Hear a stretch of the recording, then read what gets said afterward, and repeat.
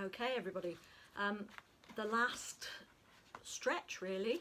I'm going to read these chapters all in one go if I can, if I don't run out of steam. I think there's about 3 chapters, but we'll see how we go. Right, so this is chapter 10 to the end, hopefully. Coraline walked up the steps outside the building to the topmost flat where, in her world, the crazy old man upstairs lived. She had gone up there once with her real mother, when her mother was collecting for charity. They had stood in the open doorway waiting for the crazy old man with the big moustache to find the envelope that Coraline's mother had left. And the flat had smelt of strange foods and pipe tobacco and odd, sharp, cheesy-smelling things which Coraline could not name. She had not wanted to go any further inside than that. "I'm an explorer," said Coraline out loud, but her words sounded muffled and dead on the misty air. She had made it out of the cellar, hadn't she? And she had, but if there was one thing that Coraline was certain of, it was that this flat would be worse. She reached the top of the steps. The topmost flat had once been the attic of the house, but that was long ago. She knocked on the green-painted door, and it swung open, and she walked in. "We have eyes, we have nervuses, we have tails, we have teeth. You all get what you deserve is when we rise from underneath," whispered a dozen or more tiny voices in that dark flat, with the roof so low where it met the walls that Coraline could almost reach up and touch it. Red eyes stared at her. Little pink feet scurried away as she came close. Darker shadows slipped through the shadows at the edges of things. It smelt much worse in here than in the real crazy old man's upstairs flat. That smelled of food. Unpleasant food to Coraline's mind, but she knew that was a matter of taste. She did not like spices, herbs, or exotic things. This place smelled as if all the exotic foods in the world had been left out to go rotten. "Little girl," said a rustling voice in the far room. "Yes," said Coraline. "I'm not frightened," she told herself. And as she thought it, she knew that it was true. There was nothing here that frightened her. These things, even the thing in the cellar, were illusions, things made up by the other mother in a ghastly parody of the real people and real things on the other end of the corridor. She couldn't truly make anything, decided Coraline. She could only twist and copy and distort things that already existed. And then Coraline found herself wondering why the other mother would have placed a snow globe on the drawing-room mantelpiece, a place that in her world was quite bare. And once she'd asked herself the question, she began to understand the answer. Then the voice came again and her train of thought was gone. "Come here, little girl. I know what you want, little girl." It was a rustling voice, scratchy and dry. It made Coraline think of some kind of enormous dead insect, which was silly, she knew. How could a dead thing, especially a dead insect, have a voice? She walked through several rooms with low slanting ceilings until she came to the final room. It was a bedroom, and the other crazy old man upstairs sat at the far end of that room, in the near darkness, bundled up in his coat and hat. As Coraline entered, he began to talk. "Nothing's changed, little girl," he said. His voice sounded like the noise dry leaves make as they rustle across the pavement. "And what if you do everything you swore you would? What then? Nothing's changed. You'll go home, you'll be bored, you'll be ignored. No one will listen to you, not really listen to you. You're too clever and too quiet for them to understand. They don't even get your name right." "Stay here with us," said the voice from the figure at the end of the room. "We will listen to you and play with you and laugh with you. Your other mother will build whole worlds for you to explore and tear them down every night when you are done. Every day will be better and brighter than the one that went before. Remember the toy box. How much better would a world be built just like that and all for you? And will there be grey, wet days where I just don't know what to do, and there's nothing to read or watch and nowhere to go and days drag on forever?" asked Coraline. And from the shadows the man said, "Never." "And will there be awful meals with food made from recipes with garlic and tarragon and broad beans in?" said Coraline. Every meal will be a thing of joy, whispered the voice from under the old man's hat. Nothing will pass your lips that does not entirely delight you. And could I have day-glow green gloves to wear and yellow Wellington boots in the shape of frogs? Asked Coraline. Frogs, ducks, rhinos, octopuses, whatever you desire. The world will be built new for you every morning. If you stay here, you can have whatever you want. Coraline sighed. You really don't understand, do you? She said. I don't want whatever I want. Nobody does, not really. What kind of fun would it be if I just got everything I ever wanted, just like that, and it didn't mean anything? What then? I don't understand, said the whispery voice. Of course you don't understand, she said, raising the stone with the hole in it to her eye. You're just a bad copy she made of the crazy old man upstairs. There was a glow coming from the raincoat of the man, at about chest height. Through the hole in the stone the glow twinkled and shone blue-white as any star. She wished she had a stick or something to poke him with. She had no wish to get any closer to the shadowy man at the end of the room. Not even that any more, said the dead, whispery voice. Coraline took a step close to the man and he fell apart. Black rats leapt from the sleeves and from under the coat and hat, and a score or more of them, red eyes shining in the dark. They chittered and fled. The coat fluttered and fell heavily to the floor. The hat rolled into one corner of the room. Coraline reached out her hand and pulled the coat open. It was empty, although it was greasy to the touch. There was no sign of the final glass marble in it. She scanned the room, squinting through the hole in the stone, and caught sight of something that twinkled and burned like a star at floor level by the doorway. It was being carried in the forepaws of the largest black rat, and as she looked, it slipped away. The other rats watched her from the corners of the room as she ran after it. Now, rats can run faster than people, especially over short distances, but a large black rat holding a marble in its two front paws is no match for a determined girl, even if she is small for her age, moving at a run. Smaller black rats ran back and forth across her path, trying to distract her, but she ignored them all, keeping her eyes fixed on the one with the marble, who was heading straight out of the flat towards the front door. They reached the steps on the outside of the building. Coraline had time to observe that the house itself was continuing to change, becoming less distinct and flattening out, even as she raced down the stairs. It reminded her of a photograph of a house now, not the thing itself. Then she was simply racing pell-mell down the steps in pursuit of the rat, with no room in her mind for anything else. Certainly she was gaining on it. She was running fast, too fast, she discovered, as she came to the bottom of one flight of steps and her foot skidded and twisted and she went crashing onto the concrete landing. Her left knee was scraped and skinned, and the palm of one hand she had thrown out to stop herself was a mess of scraped skin and grit. It hurt a little, and it would, she knew, soon hurt much more. She picked the grit out of the palm and climbed to her feet, and as fast as she could, knowing that she had lost and it was already too late, she went down the final set of steps to ground level. She looked around for the rat, but it was gone, and the marble with it.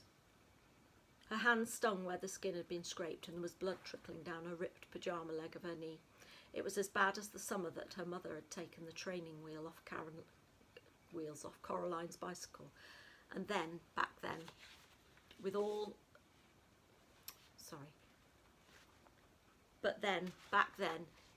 the cuts and scrapes, her knee had had scabs on top of scabs. She had a feeling of achievement. She was learning something, doing something she had not known how to do before. Now she felt nothing but cold loss. She had failed the ghost children. She had failed her parents. She had failed herself, failed everything. She closed her eyes and wished that the earth would swallow her up. There was a cough. She opened her eyes and saw the rat. It was lying on the brick path at the bottom of the steps with a surprised look on its face, which was now several centimetres away from the rest of it. Its whiskers were stiff, its eyes wide open, its teeth visible and yellow and sharp. A collar of wet blood glistened at its neck. Beside the decapitated rat, a smug expression on its face, was the black cat. It rested one paw on the grey glass marble. I think I once mentioned, said the cat, that I don't like rats at the best of times.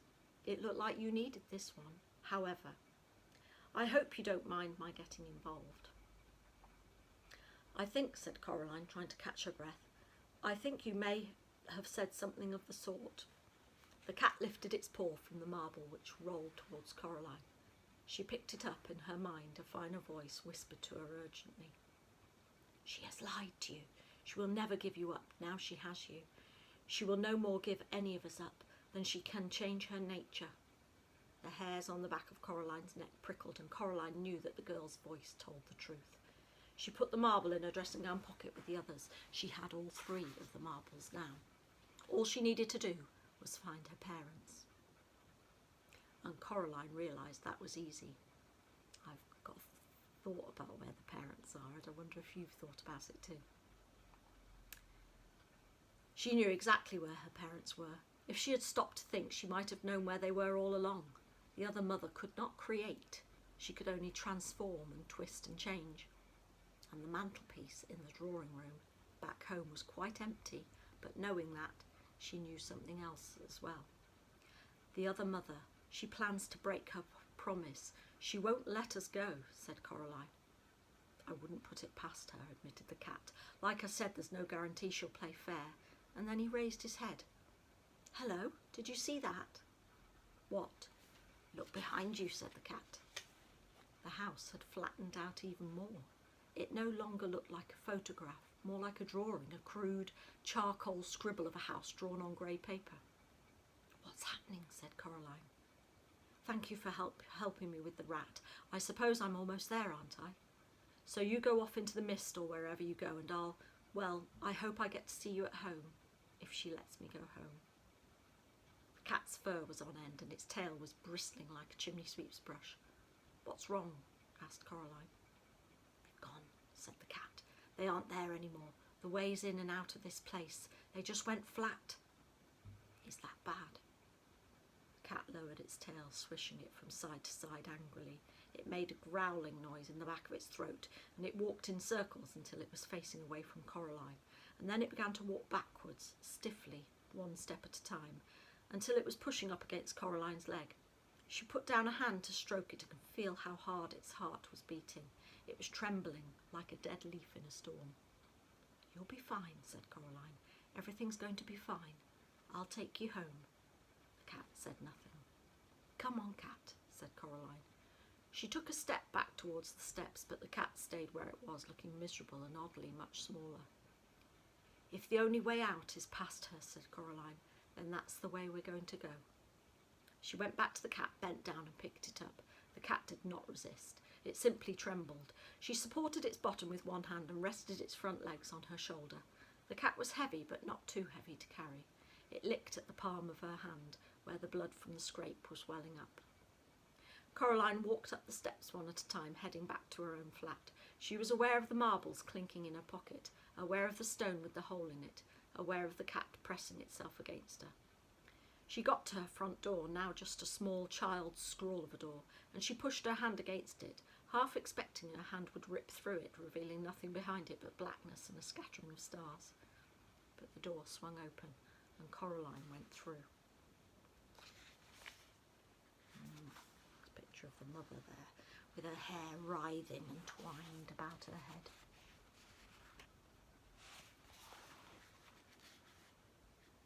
Not looking too good.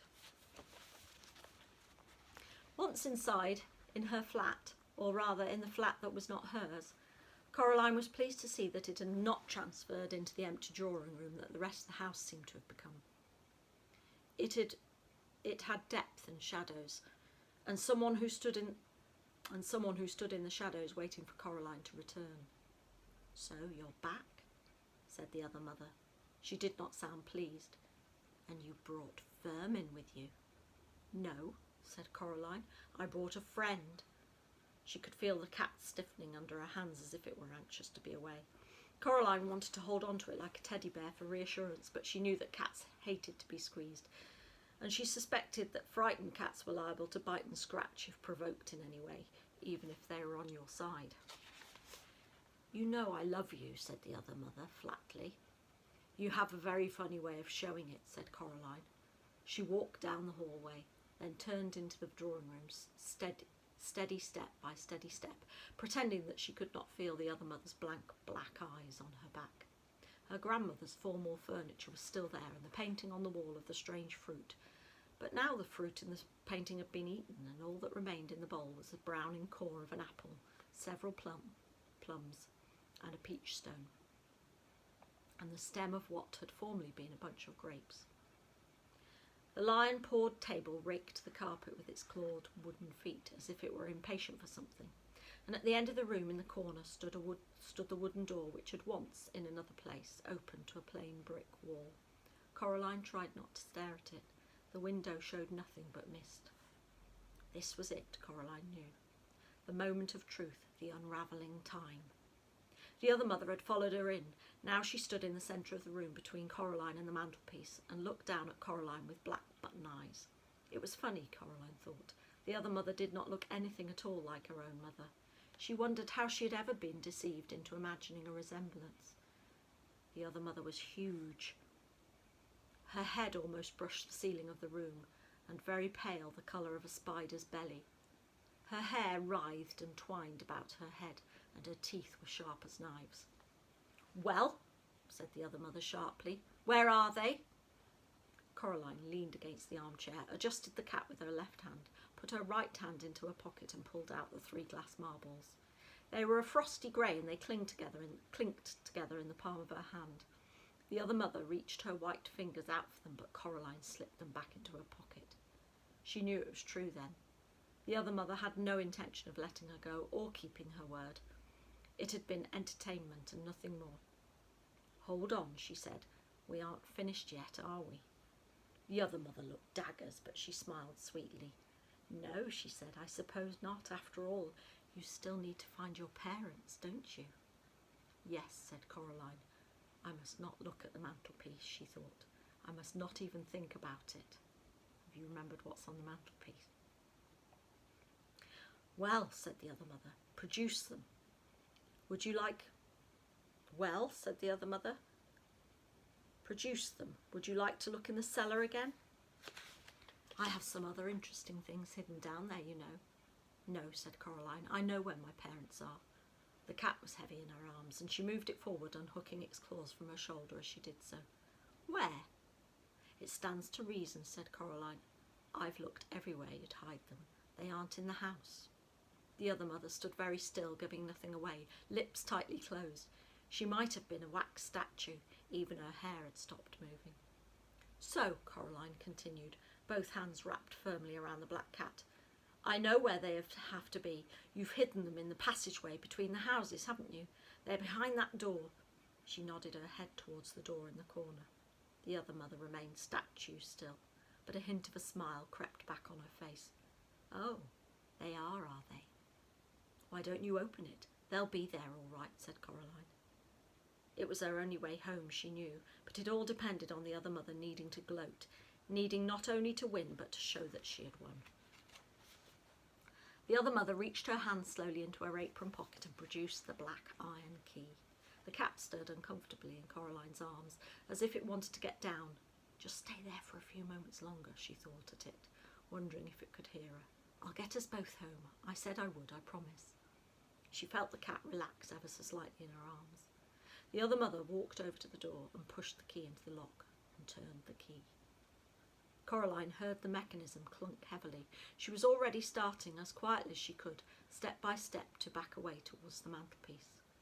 The other mother pushed down the door handle and pulled open the door, revealing a corridor behind it, dark and empty. "There," she said, waving her hands at the corridor. The expression of delight on her face was a very bad thing to see. "You're wrong. You don't know where your parents are, do you? They aren't there." She turned and looked at Coraline. "Now," she said, "you're going to stay here forever and always." "No," said Coraline, "I'm not," and hard as she could, she threw the black cat towards the other mother. It yowled and landed on the other mother's head, claws flailing, teeth bared, fierce and angry, fur on end. It looked half again as big as it was in real life. Without waiting to see what would happen, Coraline reached up to the mantelpiece, closed her hand around the snow globe and pushed it deep into the pocket of her dressing gown. The cat made a deep, ululating yowl and sank its teeth into the other mother's cheek. She was flailing at it. Blood ran from the cuts on her white face, not red blood, but deep, tarry black stuff. Coraline ran for the door. She pulled the key out of the lock. "Leave her, come on," she shouted to the cat. It hissed and swiped its scalpel-sharp claws at the other mother's face in one wild rake which left black ooze trickling from several gashes on her nose. Then it sprang down towards Coraline. "Quickly," she said.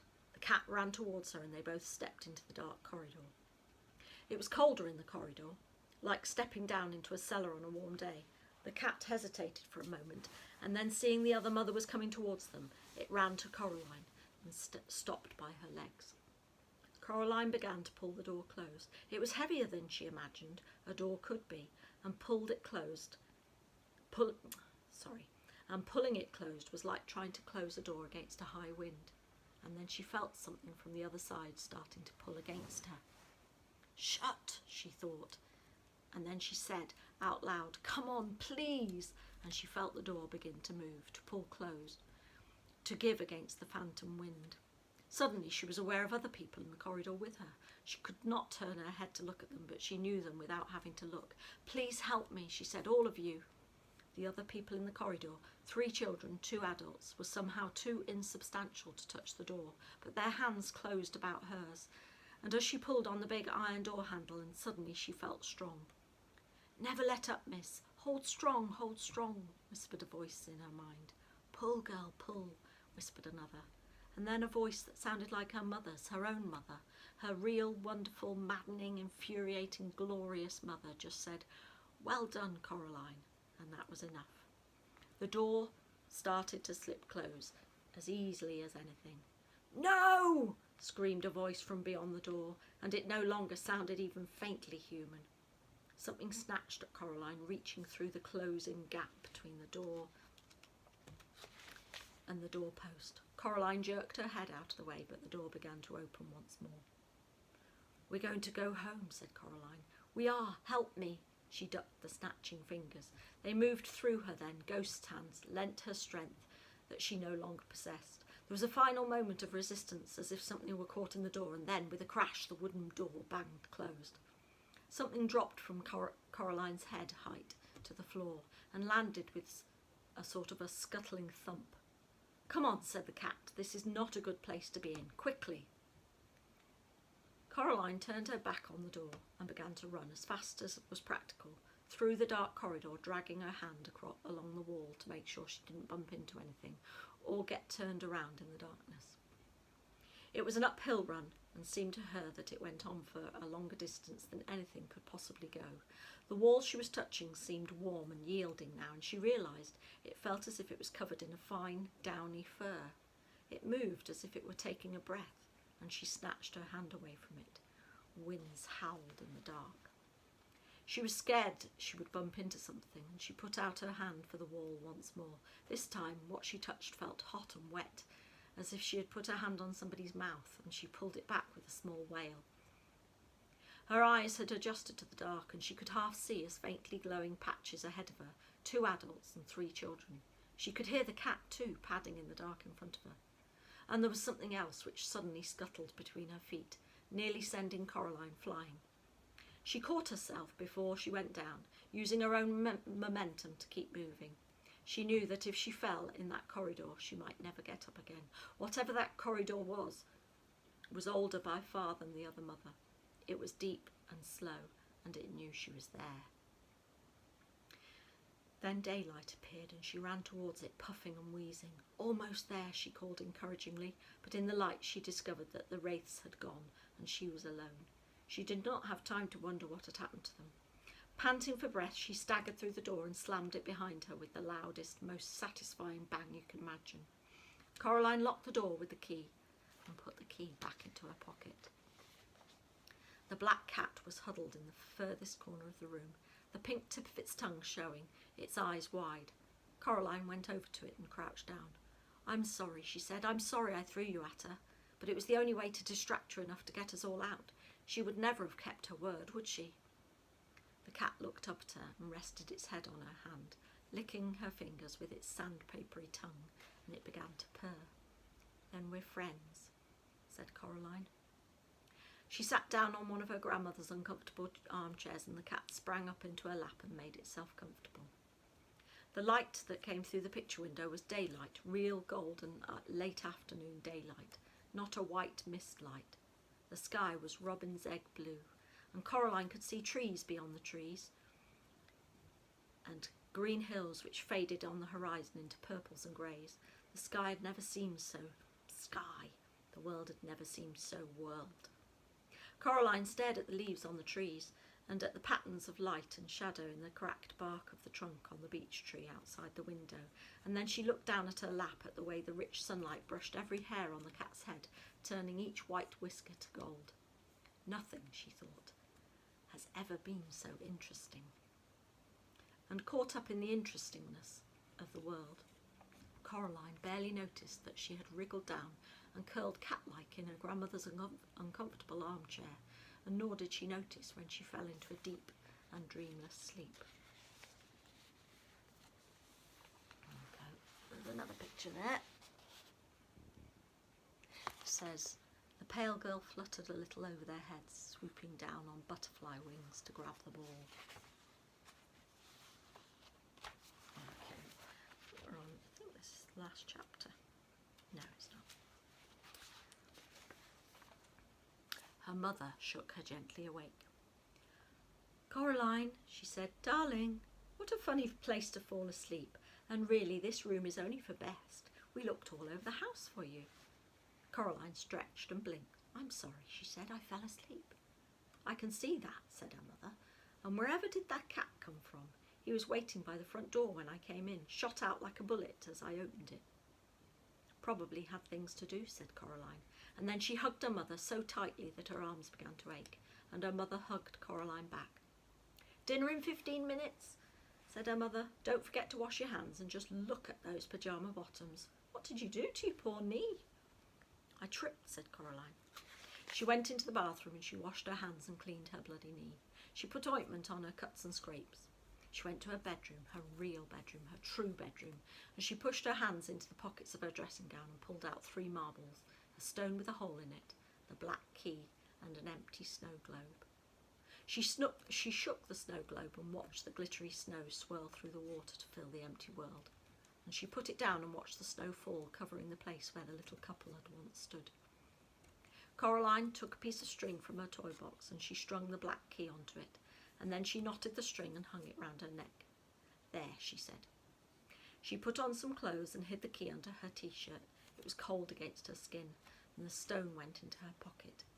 Coraline walked down the hallway to her father's study. He had his back to her, but she knew just on seeing him that his eyes, when he turned around, would be her father's kind grey eyes, and she crept over and kissed him on the back of his balding head. "Hello, Coraline," he said. Then he looked round and smiled at her. "What was that for?" he said. "Nothing," said Coraline. "I just miss you sometimes, that's all."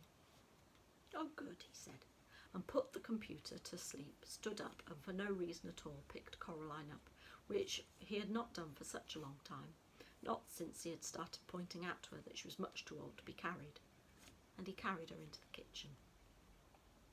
Dinner that night was pizza, even though it was homemade by her father, so the crust was alternately thick and doughy and raw, or too thin and burnt.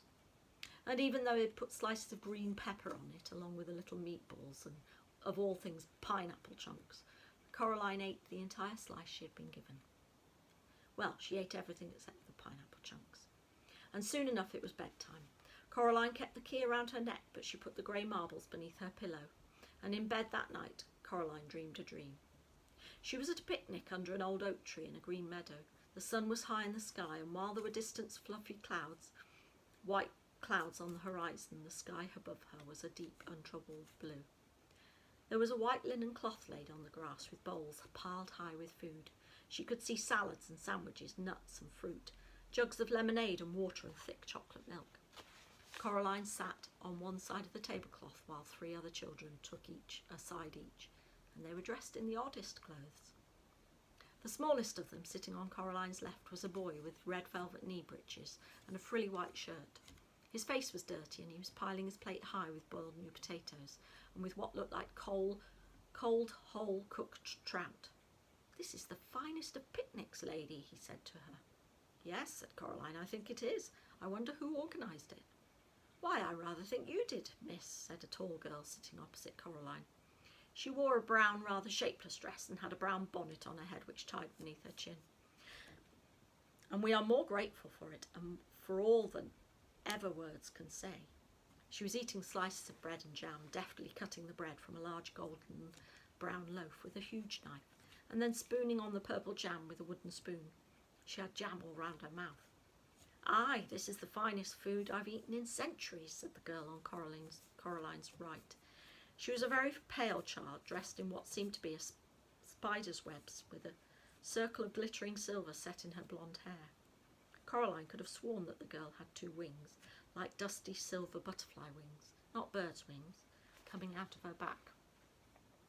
The girl's plate was piled high with pretty flowers, and she smiled at Coraline as if it had been a very long time since she had smiled, and that she had almost but not quite forgotten how. Coraline found herself liking this girl immensely. And then, in the way of dreams, the picnic had ended, and they were playing in the meadow, running and shouting and tossing a glittering ball from one to another. Coraline knew it was a dream then, because none of them ever got tired or winded or out of breath. She wasn't even sweating. They just laughed and ran in a game that was partly tag, partly piggy in the middle, and partly just a magnificent romp. 3 of them ran along the ground, while the pale girl fluttered a little over their heads, swooping down on butterfly wings to grab the ball, and swinging up again into the sky before she tossed the ball to one of the other children. And then, without a word about it being spoken, the game was over, and the 4 of them went back to the picnic cloth, where the lunch had been cleared away, and there were 4 bowls waiting for them, 3 of ice cream and 1 of honeysuckle flowers piled high. They ate with relish. "Thank you for coming to my party," said Coraline, "if it is mine."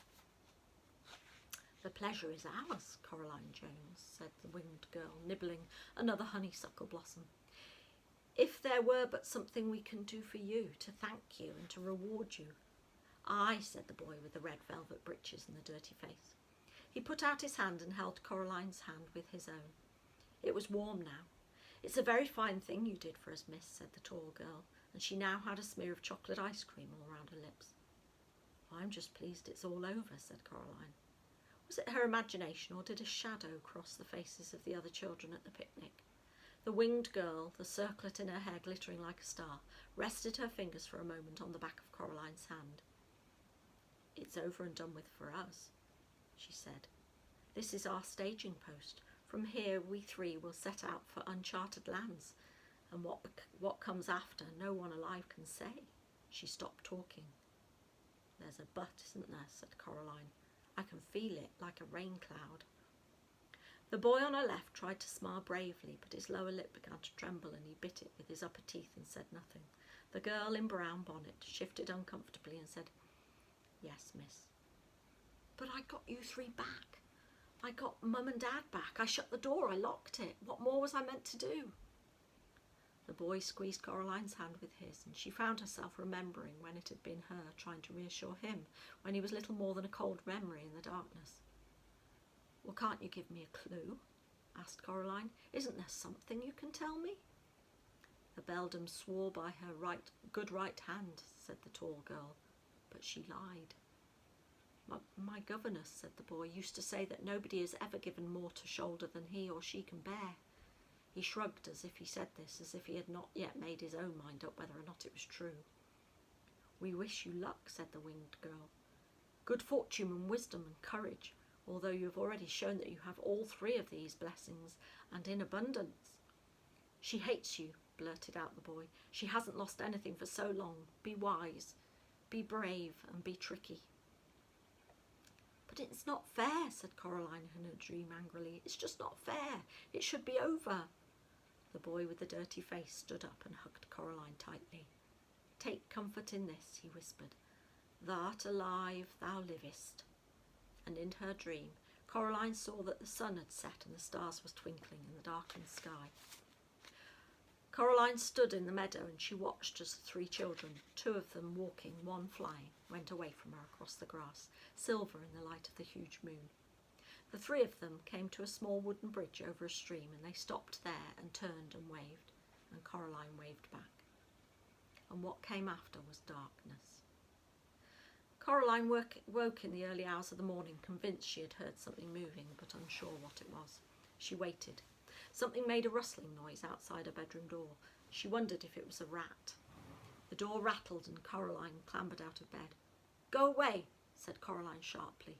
"Go away or you'll be sorry." There was a pause. Then the whatever it was scuttled away down the hall. There was something odd and irregular about the footsteps, if they were footsteps. Coraline found herself wondering if it was perhaps a rat with an extra leg. "It is over, isn't it?" she said to herself. Then she opened the bedroom door. The grey pre-dawn light showed her the whole of the corridor completely deserted. She went towards the front door, sparing a hasty glance back at the wardrobe door mirror hanging on the wall at the other end of the hallway, seeing nothing but her own pale face staring back at her, looking sleepy and serious. Gentle, reassuring snores came from her parents' room, but the door was closed. All the doors off the corridor was closed. Whatever the scuttling thing was, it had to be here somewhere. Coraline opened the front door and looked at the grey sky. She wondered how long it would be until the sun came up, wondered whether her dream had been a true thing, while knowing in her heart that it had been. Something she had taken to be part of the shadows under the hall couch detached itself from beneath the couch and made a mad scrabbling rush on its long white legs, heading for the front door. Coraline's mouth dropped open in horror, and she stepped out of the way as the thing clicked and scuttled past her, and out of the house, running crab-like on its too many tapping, clicking, scurrying feet. She knew what it was, and she knew what it was after. She had seen it too many times in the last few days, reaching and clutching and snatching and popping black beetles obediently into the other mother's mouth. Five-footed, crimson-nailed, the colour of bone. It was the other mother's right hand, and it wanted the black key. There we go. There's the hand.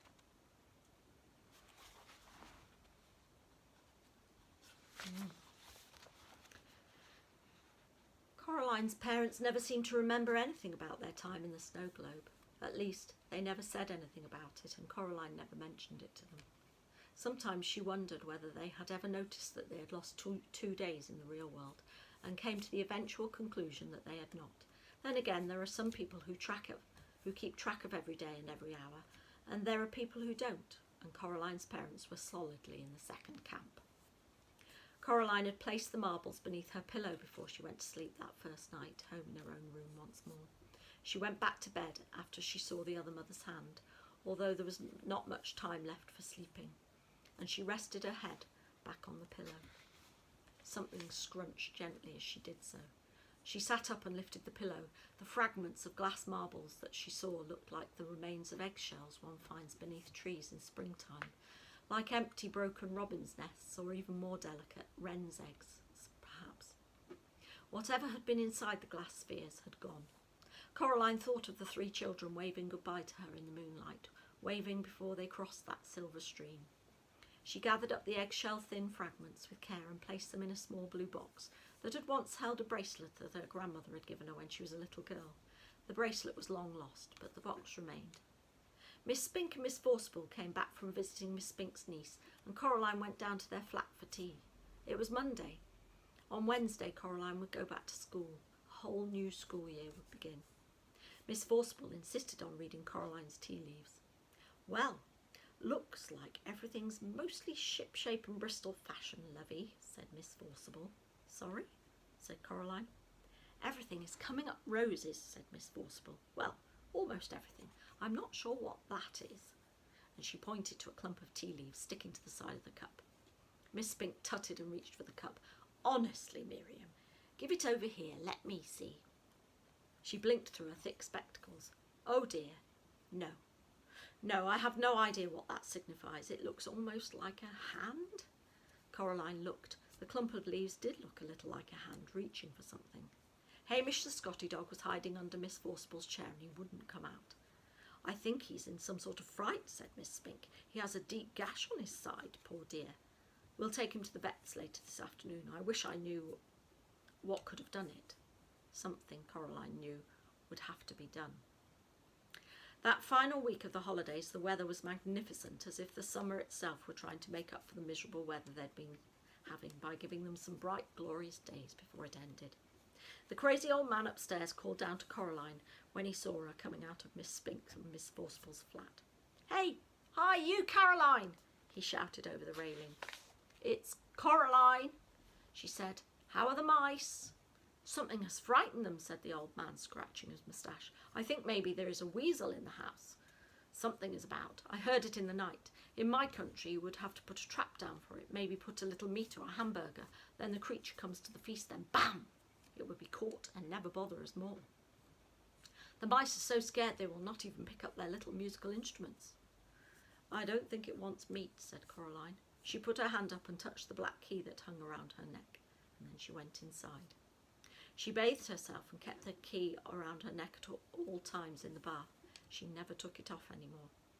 Something scratched at her bedroom window after she went to bed. Coraline was almost asleep, but she slipped out of bed and pulled open the curtains.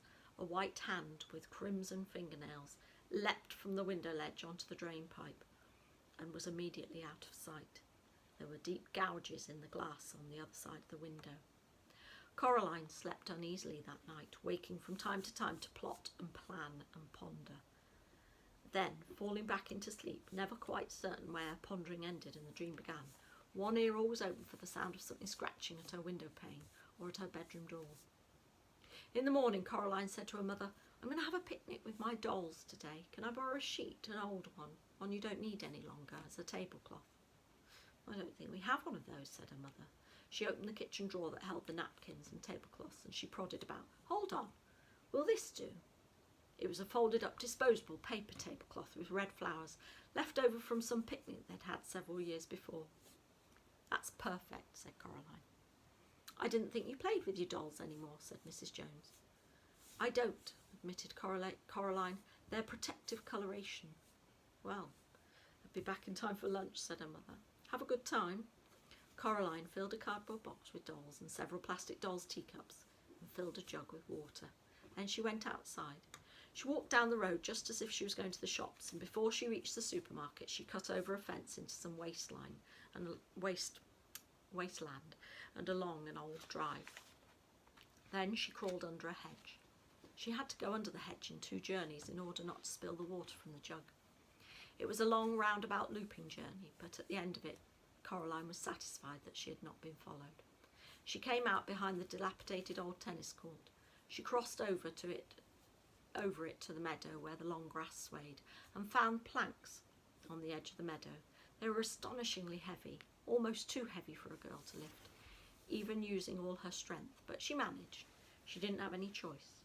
She pulled the planks out of the way one by one, grunting and sweating with effort, revealing a deep, round, brick-lined hole in the ground, and it smelled of damp and dark, and the bricks were greenish and slippery.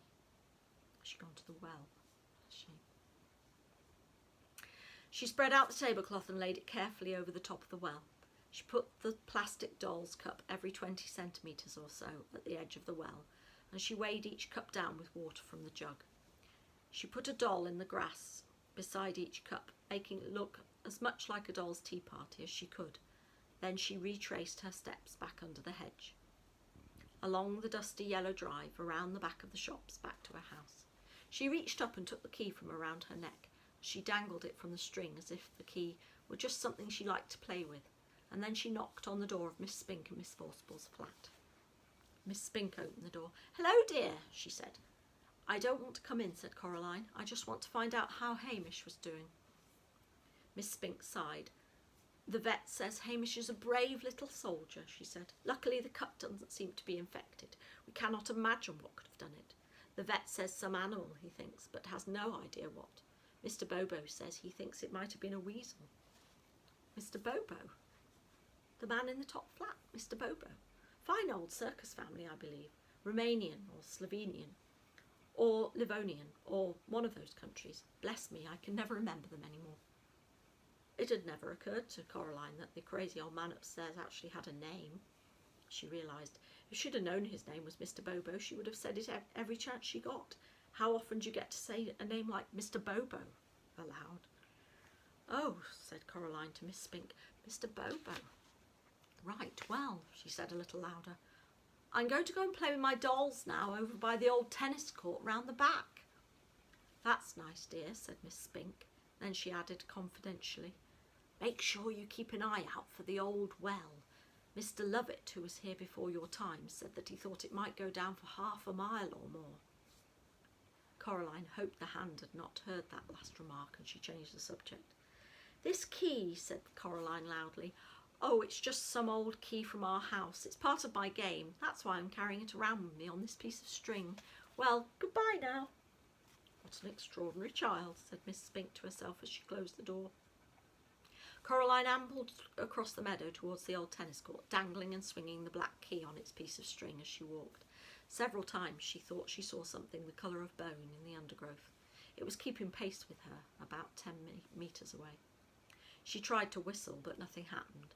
So she sang out loud instead a song her father had made up for her when she was a little baby and which had always made her laugh. It went, oh, my twitchy witchy girl, I think you're so nice. I give you bowls of porridge and I give you bowls of ice cream. I give you lots of kisses and I give you lots of hugs, but I never give you sandwiches with bugs in. That's what she sang as she sauntered through the woods, and her voice hardly trembled at all. The dolls' tea party was where she had left it. She was relieved it was not a windy day, for everything was still in its place. Every water-filled plastic cup weighed down the paper tablecloth, as it was meant to, and she breathed a sigh of relief. Now was the hardest part. Hello, dolls, she said brightly. It's tea time. She walked close to the paper tablecloth. I bought the lucky key, she told the dolls, to make sure we have a good picnic. And then, as carefully as she could, she leaned over and gently placed the key on the tablecloth. She was still holding onto the string.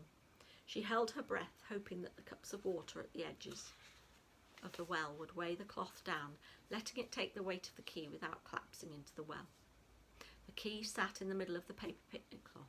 Coraline let go of the string and took a step back. Now it was all up to the hand. She turned to her dolls. Who would like a piece of cherry cake, she said. Jemima, Pinky, Primrose? And she served each doll a slice of invisible cake on an invisible plate, chattering happily as she did so. From the corner of her eye, she saw something bone-white scamper from one tree to another, closer and closer. She forced herself not to look at it. Jemima, said Coraline, what a bad girl you are. You've dropped your cake. Now I'll have to go over and get you a whole new slice. And she walked around the tea party until she was on the other side of it, to the hand. She pretended to clean up spilled cake and get Jemima another piece. And then, in a skittering, chittering rush, it came, the hand running high on its fingertips, scrabbled through the tall grass and up onto the tree stump. It stood there for a moment like a crab tasting the air, and then it made one triumphant, nail-clacking leap onto the centre of the paper tablecloth. Time slowed for Coraline. The white fingers closed round the black key, and then the weight and the momentum of the hand sent the plastic doll's cups flying, and the paper tablecloth and the key and the other mother's right hand went tumbling down into the darkness of the well. Coraline counted slowly under her breath. She got up to 40 before she heard a muffled splash coming from a long way down. Someone had once told her if you look up at the sky from the bottom of a mine shaft, even the brightest daylight, you'll see night sky and stars. And Coraline wondered if the hand could see stars from where it was. She hauled the heavy planks back onto the well, covering it as carefully as she could. She didn't want anything to fall in. She didn't want anything ever to get out. And then she put her dolls and cups back in the cardboard box she'd carried them out in. Something caught her eye while she was doing this, and she straightened up in time to see the black cat stalking towards her, its tail held high, curling it at the tip like a question mark. It was the first time she'd seen the cat in several days, since they'd returned together from the other mother's place. The cat walked over to her and jumped onto the planks that covered the well. Then, slowly, it winked one eye at her. It sprang down onto the long grass in front of her and rolled over onto its back, wiggling about ecstatically. Coraline scratched and tickled the soft fur on its belly, and the cat purred contentedly. When it had had enough, it rolled over onto its front once more and walked back towards the tennis court, like a tiny patch of midnight in the midday sun. Coraline went back into the house. Mr. Bobo was waiting for her in the driveway. He clapped her on the shoulder. "The mice tell me that all is good," he said. "They say you are our saviour, Caroline." "It's Coraline, Mr. Bobo," said Coraline. "Not Caroline. Coraline." "Coraline," said Mr. Bobo, repeating her name to himself with wonderment and respect. "Very good, Coraline. The mice say I must tell you that as soon as they are ready to perform in public, you will come up to watch them as the first audience of all. They will play Tumpty Umpty and Toodle-Oodle, and they will dance and do 1,000 tricks. That is what they say." "I would like that very much," said Coraline, "when they're ready." She knocked at Miss Spink's and Miss Forcible's door. Miss Spink let her in, and Coraline went into their parlour. She put the box of dolls down on the floor, and then put her hand into her pocket and pulled out the stone with the hole in it. "Here you go," she said. "I don't need it any more. I'm very grateful. I think it may have saved my life and saved some other people's deaths." She gave them both tight hugs, although her arms barely stretched around Miss Spink, and Miss Forcible smelled like raw garlic she'd been cutting. Then Coraline picked up her box of dolls and went out. "What an extraordinary child," said Miss Spink. No one had hugged her like that since she'd retired from the theatre. That night Coraline lay in bed, all bathed, teeth cleaned, with her eyes open, staring at the ceiling. It was warm enough now that the hand was gone, and It was warm enough that now the hand was gone, she opened her bedroom window wide. She had insisted to her father that the curtains not be entirely closed. Her new school clothes were laid out carefully on her chair for her to put on when she woke. Normally on the night before the first day of term, Coraline was apprehensive and nervous. But she realised there was nothing left about school that could scare her any more. She fancied she could hear sweet music on the night air, the kind of music that can only be played on the tiniest silver trombones and trumpets and bassoons and piccolos and tubas, so delicate and small that their keys could only be pressed by the tiny fingers of white mice. Coraline imagined that she was back again in her dream with the two girls and the boy under the oak tree in the meadow, and she smiled. As the stars came out, Coraline finally allowed herself to drift into sleep, while the gentle upstairs music of the mouse circus spilled out onto the warm evening air, telling the world that the summer was almost over. There we go. All done. Well, I hope you really enjoyed that book. I know I certainly did. All right then, bye for now.